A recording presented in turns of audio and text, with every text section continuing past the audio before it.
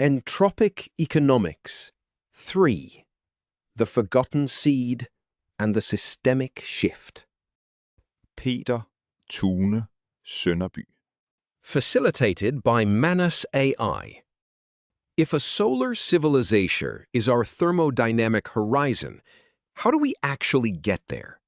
How do we replace the structural entropy of the fossil economy with materials and energy derived from the continuous income of the sun? The answer may lie in one of humanity's oldest companions, a plant that perfectly embodies the negentropic principles of life, yet was deliberately excised from the industrial era: cannabis sativa, or industrial hemp. But the lesson of hemp is not merely agricultural. It is a profound lesson in systems thinking. It reveals that sustainability cannot be achieved by simply swapping one raw material for another. True negentropy requires a systemic shift, from the soil to the factory, from monoculture to symbiosis. The plant that built empires. For thousands of years, hemp was a foundational pillar of human civilization.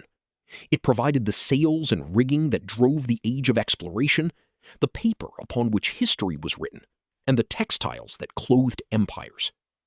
It is a biological engine of extraordinary efficiency, converting sunlight, water, and atmospheric carbon into strong, complex cellulose structures faster than almost any other plant.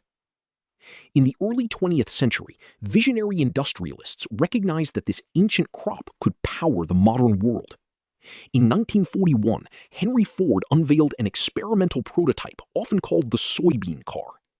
While popular myth sometimes exaggerates hemp's specific role in this vehicle, the car's body was a bioplastic composite made of soybeans, wheat, flax, and hemp, bound by a phenolic resin. Ford demonstrated a radical proof of concept: that plant-based composites could be lighter than fiberglass and 10 times tougher than steel. He envisioned a future where cars were grown from the soil and powered by bioethanol, a direct negentropic loop of solar energy. Yet this vision was abruptly halted. In 1937, the United States passed the Marijuana Tax Act, effectively criminalizing the cultivation of all hemp, including the non-psychoactive industrial varieties. The reasons were a complex web of bureaucratic ambition, racial prejudice, and the lobbying power of emerging industries, particularly the petrochemical and timber sectors, which were heavily invested in synthetic fibers like nylon and wood pulp paper. The tragic irony is that the psychoactive properties of a specific plant variant were weaponized to dismantle an entire industrial ecosystem. In doing so, one of the world's most versatile bioresources was sidelined precisely as the petrochemical era, the most entropic economic model in history, took flight. The chemistry of replacement. Can hemp truly replace the products of the fossil economy? In principle, yes. Plastics are essentially polymers, long chains of carbon. Today, we extract these carbon chains from crude oil, which is nothing more than fossilized solar energy that took hundreds of millions of years to accumulate. But these same carbon chains can be extracted from fresh plant cellulose.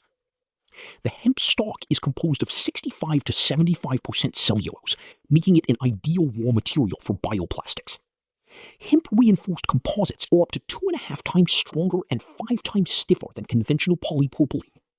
Major automakers like BMW and Mercedes already use hemp composites for interior door panels to reduce weight and increase strength. Furthermore, 100% hemp-based plastics are biodegradable. Under the right conditions, they return to the soil in a matter of months, whereas petrochemical plastics persist as toxic, high-entropy waste for centuries. The barrier today is not chemistry, it is infrastructure. Petrochemical plastic is cheap because its extraction and refinement systems have been optimized over a century. Hemp bioplastics remain expensive because the processing infrastructure, the decortication plants, the biorefineries, the supply chains was never allowed to mature. The monoculture trap. However, simply declaring hemp the savior crop risks falling into a dangerous thermodynamic trap. If we merely replace vast, chemically fertilized monocultures of corn, soy, or petroleum extraction with vast, chemically fertilized monocultures of hemp, we have not solved the problem. We have simply relocated the entropy from the atmosphere to the topsoil. Hemp is a fast-growing, high biomass crop. To achieve maximum yield, it requires significant nutrients, particularly nitrogen, phosphorus, and potassium. If grown year after year on the same land using synthetic fertilizers, which are produced using massive amounts of fossil fuels, it will deplete the soil just like any other industrial monoculture. The true negentropic power of hemp is realized only through crop rotation. Research by agricultural institutions, such as the Rodale Institute, has demonstrated that hemp is an exceptional cover crop and rotational partner. Hemp possesses a deep taproot system, reaching up to 2 or 3 meters, that breaks up compacted soil and improves water retention. It grows so densely and rapidly that its canopy chokes out weeds, drastically reducing or eliminating the need for chemical herbicides. It is also highly effective at phytoremediation, absorbing heavy metals and toxins from degraded land. But hemp does not fix nitrogen from the air. Legumes, such as clover or beans, do. When hemp is rotated with nitrogen-fixing legumes and subsequent grain crops, a powerful symbiosis emerges. The legumes pull nitrogen from the atmosphere, naturally fertilizing the soil. The hemp utilizes this nitrogen to grow rapidly, choking out weeds and breaking up the hardpan with its deep roots. And the subsequent grain crop thrives in the loosened, weed-free, and biologically active soil. The systemic shift. This is the ultimate lesson of entropic economics. Nature does not operate in monocultures. A forest is resilient and efficient precisely because it is diverse. Transitioning to a solar civilization requires more than just planting a new seed. It requires a systemic shift in how we structure our economy. We need farmers trained in the intricate dance of crop rotation.